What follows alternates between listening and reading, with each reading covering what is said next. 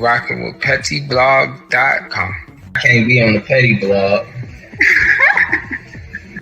Petty. So they already know that I'm dropping the T. Oh my God, it just hit me. This is the first time I got the joke that pet tea is petty. Because when I was watching the channel, I was like, I wonder what pet tea means. Like, does she have a pet that she really likes? Petty. Petty and tea. I was so dumb.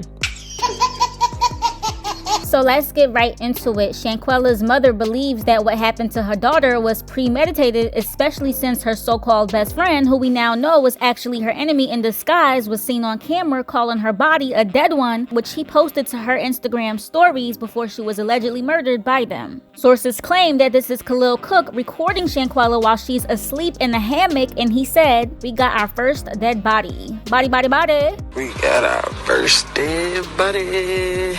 Body, body, body. Dead body, dead body. And you know, that just make me wonder. That was they plan all the time. Some believe that she was possibly already gone in this hammock, but based on timestamps, at the time that it was supposedly posted, she was still here. Even though timestamps are iffy and conflicting at this time, meaning that they're somewhat unreliable. Some think that he may have said that in a joking way because that's what some friends do. They say things like that to be funny when they're really being sarcastic. But considering that she really passed shortly after may give reasonable doubt that this may have been pre-planned after all. I mean, apparently a 25-year-old entrepreneur who has flourishing businesses, selling clothes and doing hair. Vibrant businesswoman. Who paid for this huge 6,000 square foot, 6-bedroom villa in Mexico that probably ran her about $1,000 a night just so the ones that she thought were her friends can enjoy themselves. She seemed to have the most energy and high spirits. It don't take that long to get naked, hoes. Where y'all at? And the fact that she footed the entire Airbnb bill tells you that she was a loving person. A generous queen indeed. In fact, we found posts of her telling another male friend of hers who was locked up that she got money for him as soon as he gets out. And that speaks volumes to her character, that she was indeed full of generosity. So it's a shame that the Cabo Six used her, allegedly stole from her, clearly murdered her. Like, why?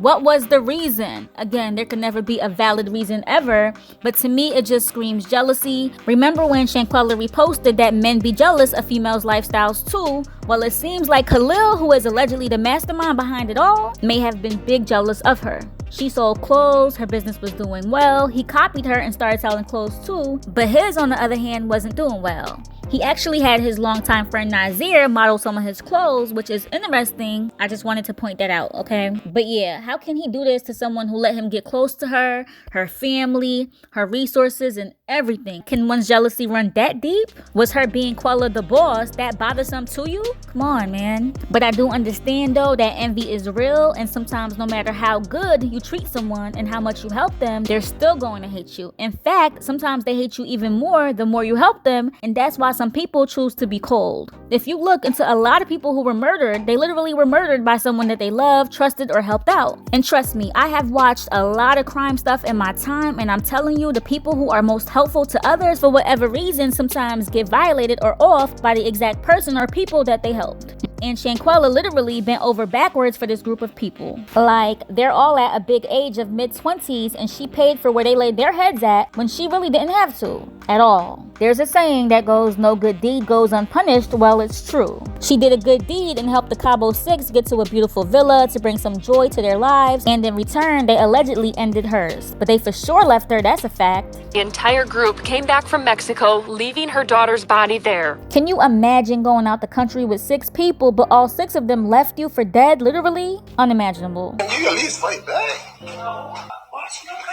She wasn't even fighting back. They attacked her. And now that there are conflicting accounts of how and when she died, time-wise, her mother really wants to see the other videos that allegedly showed that the other girls jumped her too. So I want all the videos to be released, everything out there. As a mother, she just wants answers. She wants to know exactly what happened and why. Why did they kill Shanquella? I want the truth.